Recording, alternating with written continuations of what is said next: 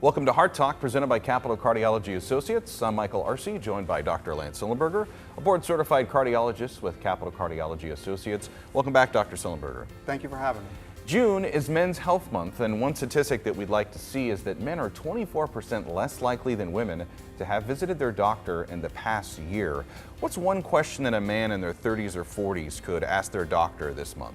Mike, it's important for any man, but especially those in their 30s and 40s, to discuss with their doctor what their blood pressure is, what their cholesterol level is, whether or not they have diabetes, to discuss their family history, and then have an open discussion about how those factors play a role in their risk of the development of a heart attack or a stroke. Heart disease is the #1 killer of men and women in our country. Dr. Sillenberger, what is a calcium score, and why do I need to get that test done? Mike, a calcium score is a non-invasive way to look at the arteries of the heart and see whether plaque is present. It is a non-contrast CT scan of the heart, which allows us to score the amount of plaque. Those scores are directly correlated to predictive risk of heart attack, stroke, and sudden death. So a lower number score would be better? That's exactly right. A 0 score gives you the best cardiovascular prognosis of any test that we can do in all of cardiology.